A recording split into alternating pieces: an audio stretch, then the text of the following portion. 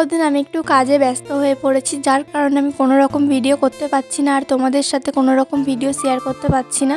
So hello everyone, সবাই কেমন আছো? আমি রিঙ্কি চলে এসেছি তোমাদের সাথে আরও একটা ভিডিও নিয়ে। আর তোমাদেরকে একটা কথা বলি, আমার গলার ভয়েসটা একটু বসে গেছে, তোমাদের হয়তো শুনতে একটু খারাপ লাগবে, তো তোমরা একটু মানিয়ে নিও, কিছু মনে করো না। আমি এখন এসেছি কাকিমাদের বাড়ি। এবার তোমাদের কারণটা বলি আমি কেন এসেছি। কাকিমা আমাকে অনেকদিন আগে থেকেই বলে রেখেছিল যে এই দিন আমাকে রেডি করিয়ে দেবে, তো আমার মাথার থেকে বেরিয়ে গেছিল কথাটা। তো যাই হোক, আমি ভুলে গেছি, তো কি হয়েছে কাকিমার তো ঠিক মনে আছে, কারণ কাকিমা যাবে সেই জন্য। তো সকালবেলা কাকিমা আমাকে ফোন করেছিল, ফোন করে ডাকলো, তো আমি ঘুম থেকে উঠে তাড়াতাড়ি ফ্রেশ হয়ে নিয়ে গেলাম।